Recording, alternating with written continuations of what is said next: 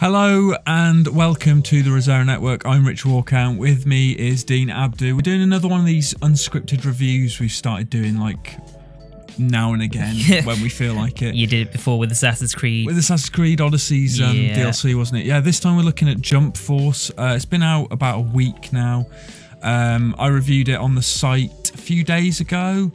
And yeah, I was a little bit disappointed. Why were you disappointed? Tell me your thoughts in details. Why didn't Jump Force cut the mustard? Well, when I played it at preview, it struck me as, you know, not a bad little sort of fighting game. You know, it had potential. There was something there. Yeah. But everything around this fighting experience is really, really, really, really lacking.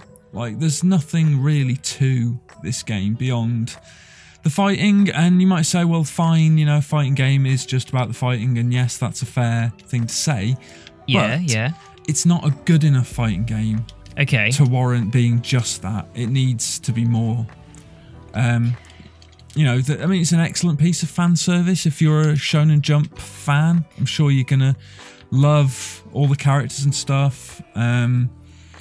I don't have a huge investment in Shonen Jump stuff, but, you know, I do like sort of Dragon Ball and Naruto and stuff, and I've played other games in that series and seen the odd bit of anime and whatnot. I was going to say, when we did our last preview for it, you knew quite a few of the Naruto characters. I know bits and bobs, you know, I'm not a complete clueless, you know, person in this.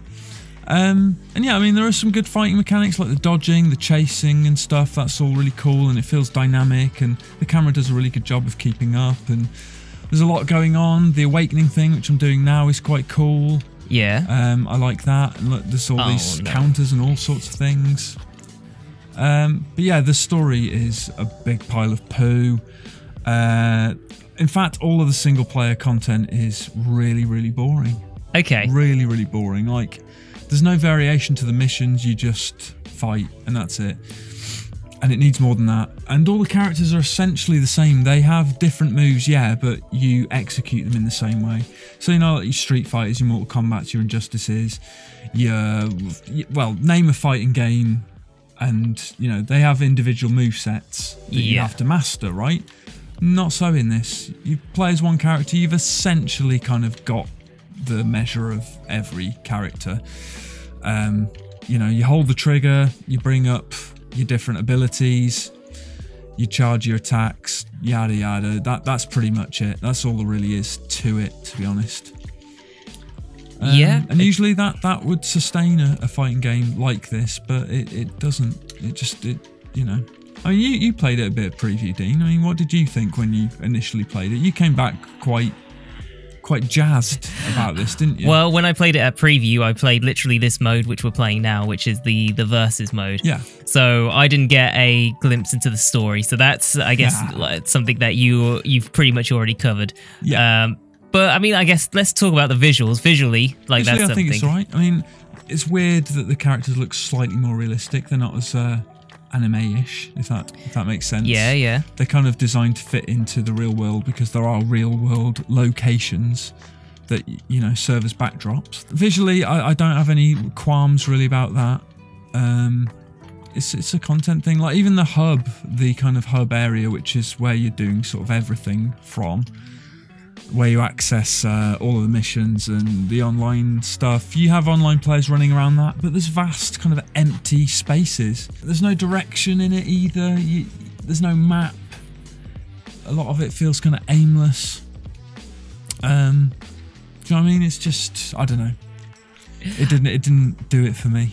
So you weren't into the whole realistic looking thing with the anime world? I think the art style's fine. I think with the exception of Luffy, who looks bizarre. I mean, his eyes look strange. He doesn't really blink. All the other characters look fine. Okay. I don't really have an issue with the visual style, per se. It's the other stuff. Yeah? Yeah. I mean, we'll go through our site breakdown, which is, so you've done the visuals. Playability? I think as a fighting game, it plays fine, but like I said earlier, the characters feel much the same. Like, say, you play as one, you've pretty much played as them all. Yeah, I mean, it handles okay. I mean, there's nothing more to say on that, really. Yeah. there's not a lot to really get your head round in terms of fighting mechanics. How about the online? Have you played much of the online? I played online. I played a few ranked matches and sort of friendly matches, they call them. And I won a few, but it kind of boils down to who can sort of mash the buttons the quickest. Also, you know, doing things like these escape counters and stuff like that, high-speed counters and such, they're important. But yeah, I mean, it didn't really appeal to me that much. I didn't feel compelled to keep playing online, and I certainly didn't want to revisit it.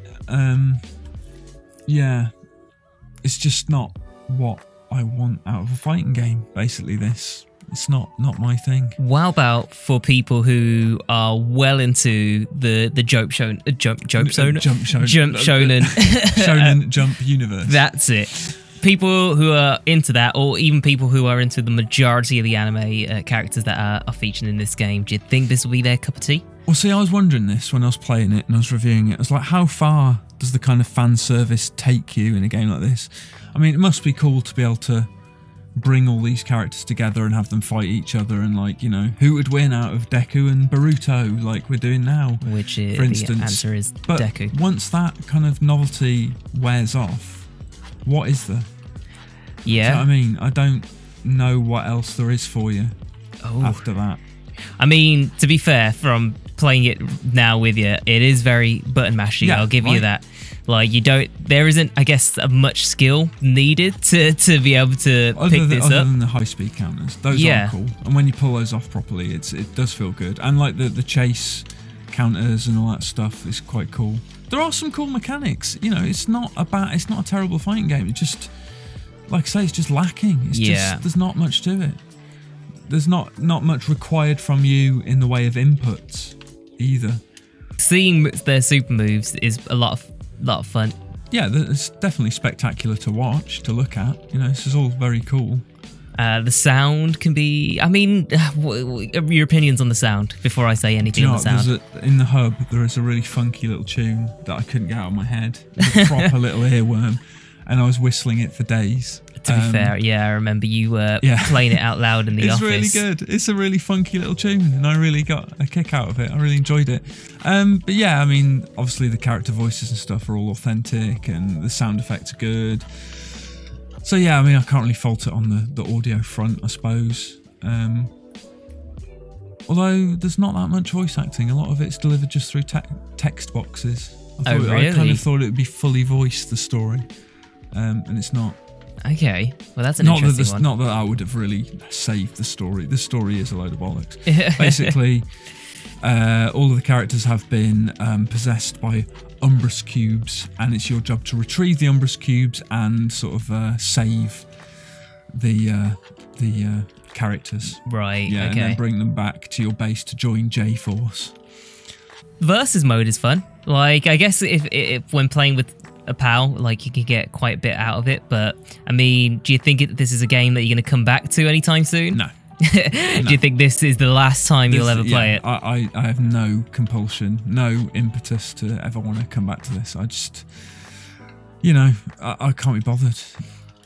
Well, it's not good enough to come back to.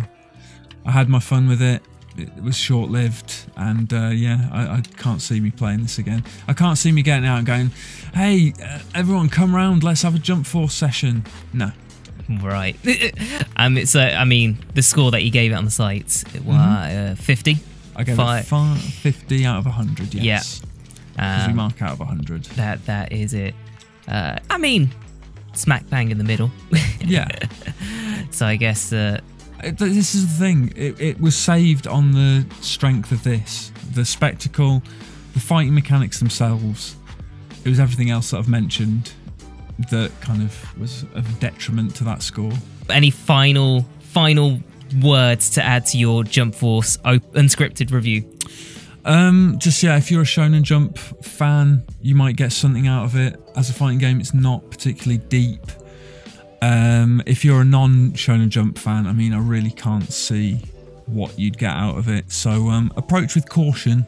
And for more, go on to the site, xboxachievements.com, playstationtrophies.org, and read the full review for a bit more in-depth analysis. But yeah, that was our Unscripted Jump Force review. Yeah. So, thanks for watching, as per usual. Don't forget to like, comment, and subscribe to the Rosero Network channel, and we'll see you next time.